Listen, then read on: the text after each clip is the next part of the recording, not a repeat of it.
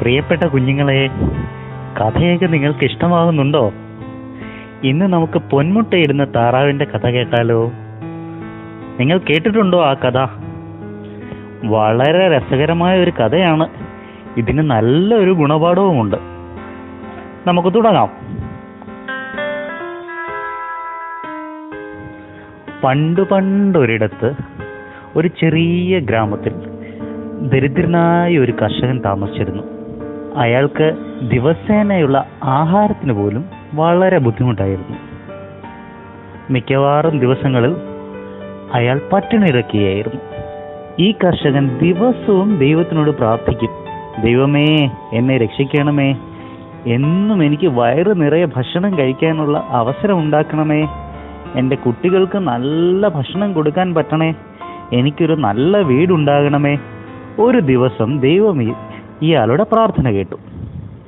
കർഷകൻ ഒരു ദിവസം അയാളുടെ വയലിൽ നിന്ന് തിരിച്ചു വരുമ്പോൾ ഒരു താറാവിനെ കണ്ടു. ഈ താറാവിനെ കണ്ടപ്പോൾ കർഷകന് കഷ്ടം തോന്നി. അയ്യോ, ഈ താറാവിനെ ആരോ ഇവിടെ വിട്ടതാണ്. അതിനാണെങ്കിൽ ഭക്ഷണം പോലും കിട്ടുന്നില്ല. ഞാൻ ഇതിനെ എടുത്തുകൊണ്ട് വീട്ടിൽ പോയി ഇതിന് കുറച്ച് ഭക്ഷണം കൊടുക്കാം. അപ്പോൾ താറാവിന് സന്തോഷമാകുമല്ലോ. അയാൾ ആ താറാവിനെ വീട്ടിൽ കൊണ്ടുപോയി. എന്നിട്ട് വയറ് നിറച്ച് ധാന്യങ്ങൾ അവിടെ ഉണ്ടായിരുന്നതെല്ലാം കൊടുത്തു. അറിയാമല്ലോ കുട്ടികളെ, താറാവിന് വളരെ കുറച്ച് ഭക്ഷണം മാത്രം മതി. തൻ്റെ കയ്യിൽ വെച്ചിരുന്ന, തനിക്ക് കഴിക്കാൻ സ്വല്പം വെച്ചിരുന്ന ഭക്ഷണം ആ കർഷകൻ താറാവിന് കൊടുത്ത് അതിൻ്റെ വയറ് നിറച്ചു. താറാവിന് വളരെ സന്തോഷമായി. അത്ഭുതമെന്ന് പറയട്ടെ, താറാവ് അപ്പോൾ തന്നെ ഒരു മുട്ടയിട്ടു. കർഷകന് അത്ഭുതം തോന്നി. ആ മുട്ട ഒരു സ്വർണ്ണ മുട്ടയായിരുന്നു. അയാൾ സന്തോഷം കൊണ്ട് തുള്ളിച്ചാടി. അയാൾ ഓർത്തു, ദൈവം എൻ്റെ പ്രാർത്ഥന കേട്ടു, ദൈവം തന്നതാണ് എനിക്ക് താറാവിനെ.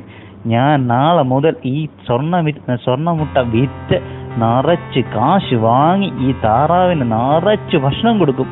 കൂടാതെ എനിക്കും കഴിക്കാമല്ലോ നിറച്ച് ഭക്ഷണം. നാളെ കിട്ടുന്ന സ്വർണ്ണമുട്ട ഞാൻ കൊണ്ടുപോയി വിറ്റ് കാശ് വാങ്ങി ഇവിടെ വന്ന് ഒരു വലിയ വീടുണ്ടാക്കാൻ നോക്കും. എൻ്റെ കുട്ടികൾക്ക് നല്ല ഉടുപ്പും ആഹാരവും പഠിക്കാൻ പുസ്തകവും എല്ലാം ഞാൻ വാങ്ങിക്കൊടുക്കും. അങ്ങനെ അടുത്ത ദിവസവും ഈ താറാവ് ഒരു സ്വർണ്ണമുട്ട ഇട്ടു. കർഷകന് വളരെ സന്തോഷമായി. അയാൾ ഓടി ഈ സ്വർണ്ണമുട്ട ചന്തയിൽ കൊണ്ട് വിറ്റ് തിരിച്ചു വന്ന് ഈ പൈസ ഭാര്യയുടെ കൈ കൊടുത്തു. എന്നിട്ട് പറഞ്ഞു, കണ്ടോ, നമ്മൾ വളരെ പെട്ടെന്ന് പണക്കാരാകുകയാണ്. ഇനി മുതൽ നിങ്ങൾക്ക് നല്ല ഉടുപ്പ് ധരിച്ച് നടക്കാം. ആരും നിങ്ങളെ കളിയാക്കില്ല. വയറ് നിറച്ച് ഭക്ഷണവും കഴിക്കാം. നാളെയും ഞാൻ ഈ താറാവിന് നിറച്ച് ഭക്ഷണം കൊടുക്കും. അപ്പോൾ അത് വീണ്ടും സ്വർണ്ണമുട്ടയിടും. അത് കൊണ്ട് വിറ്റ് നമ്മൾ നല്ലൊരു വീട് പണിയും.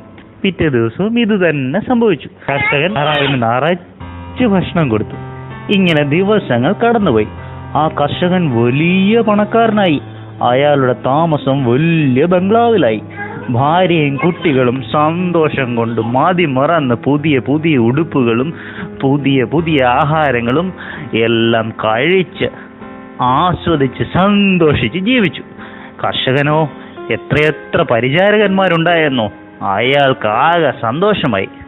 അങ്ങനെ ഇരിക്കെ ഒരു ദിവസം കർഷകന് തൻ്റെ ഭാര്യയുമായി ആലോചിച്ചപ്പോൾ ഒരു ബുദ്ധി തോന്നി. എന്നും ഈ താറാവ് ഒരു മുട്ട വെച്ചല്ലേ ഇടുന്നുള്ളൂ, ഇത് ഭയങ്കര ബുദ്ധിമുട്ടല്ലേ. എന്നും ഈ മുട്ട ഞാൻ ചന്തയിൽ കൊണ്ട് വിറ്റ് ആ പൈസ തിരിച്ചു കൊണ്ടുവന്നിട്ട് വേണമല്ലോ കാര്യങ്ങളെല്ലാം നടത്താൻ. നമുക്കൊരു കാര്യം ചെയ്താലോ, ഈ മുട്ട എല്ലാം താറാവിൻ്റെ കയ്യിൽ നിന്ന് ഒരു ദിവസം തന്നെ എടുത്താൽ നമുക്ക് വളരെ എളുപ്പമല്ലേ. ആ മുട്ടയെല്ലാം ഒരുമിച്ച് കൊണ്ടുപോയി ചന്തയിൽ കൊണ്ട് വയ്ക്കാം. അപ്പോൾ എന്നും ചന്തയിൽ പോകേണ്ട കാര്യമില്ലല്ലോ. ആ ഭാര്യയ്ക്കും വളരെ സന്തോഷമായി. ഇതൊരു നല്ല ഉപായം തന്നെ. നമുക്ക് ഈ താറാവിനെ കൊന്ന് അതിൻ്റെ വയറ്റിലുള്ള മുട്ടകളെല്ലാം ഒരുമിച്ച് എടുക്കുകയാണെന്നുണ്ടെങ്കിൽ എന്നും ഇതിനു വേണ്ടി നോക്കിയിരിക്കണ്ടല്ലോ ഈ താറാവ് മുട്ടയിടുന്നത്. ആ മുട്ടകളെല്ലാം കൊണ്ട് ചന്തയിൽ കൊണ്ട് വിറ്റ് നമുക്ക് ഇതിലും വലിയ പണക്കാരാകാം. അങ്ങനെ ചിന്തിച്ച് അടുത്ത ദിവസം രാവിലെ കർഷകൻ താറാവിന് ഭക്ഷണം കൊടുത്തു. താറാവ് പതിവ് പോലെ പയ്യെ നടന്ന് വന്ന് സന്തോഷത്തോടു കൂടി ഭക്ഷണം പയ്യെ കൊത്തി തിന്നു. പെട്ടെന്ന് കർഷകൻ താറാവിന്റെ കഴുത്തിൽ കയറി ഒരു പിടുത്തം. എന്നിട്ട് ഭാര്യയോട് പറഞ്ഞു, കണ്ടോ, ഞാൻ ഇതിനെ പിടിച്ചു, ഇനി നമുക്ക് ഇതിന്റെ വയറ് കീറി നോക്കാം, എത്ര എത്ര മുട്ട കാണും, ഇതെല്ലാം നമുക്ക് കൊണ്ട് ഇന്ന് തന്നെ ചന്തയിൽ കൊണ്ട് വിൽക്കാം. അങ്ങനെ പറഞ്ഞ് ആ പാവം താറാവിനെ പിടിച്ച് കർഷകനും ഭാര്യയും കൂടെ അതിന്റെ വയറ് കീറി. എന്നിട്ട് എന്ത് സംഭവിച്ചു? അവരാർത്തിയോട് കൂടി വയറ് കീറി നോക്കി, ഇപ്പോൾ കുറെ മുട്ടകൾ വരും. കൂട്ടുകാരെ, എന്ത് സംഭവിച്ചു? കർഷകൻ ആകെ ഞെട്ടിപ്പോയി. ഒരു മുട്ട പോലും ഉണ്ടായിരുന്നില്ല അതിൽ. അവനാകെ സങ്കടം തോന്നി. ഇതൊരു ഭയങ്കര മണ്ടത്തരം തന്നെ ആയിപ്പോയി. എനിക്ക് ആ താറാവ് ദിവസവും മുട്ട തന്നോണ്ടിരുന്നതാണ്. എൻ്റെ ആർത്തി കാരണം ഞാൻ ആ താറാവിൻ്റെ വയറ് കീറി. അത് ആ താറാവ് ചത്തും പോയി. ഇനി നാളെ മുതൽ എനിക്ക് ആര് മുട്ട തരും? ആ കർഷകൻ ആകെ സങ്കടം കൊണ്ട് കരഞ്ഞു. അവൻ ഭാര്യയുടെ മുഖത്തോട്ട് നോക്കിയിട്ട് പറഞ്ഞു, നമ്മൾ കാണിച്ചത് വലിയ മണ്ടത്തരം തന്നെ. നാളെ മുതൽ നമുക്കാര് മുട്ട തരും? നാളെ മുതൽ നമ്മുടെ പൈസ തീർന്നുകൊണ്ടേയിരിക്കും. വീണ്ടും കുറച്ചു നാൾ കഴിയുമ്പോൾ നമ്മൾ പഴയ ദാരിദ്ര്യത്തിലേക്ക് തന്നെ പോകും. കൂട്ടുകാരെ, കേട്ടോ? ഇതാണ് അത്യാഗ്രഹം കൊണ്ട് പ്രവർത്തിച്ചാൽ ഇങ്ങനെയിരിക്കും.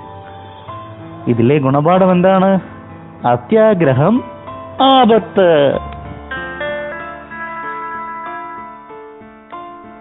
ഈ കഥ നമുക്ക് ആപ്പിലൂടെ അയച്ചു തന്നത് ജിത്തുവാണ് നമുക്ക് വേണ്ടി കഥ പറഞ്ഞതും.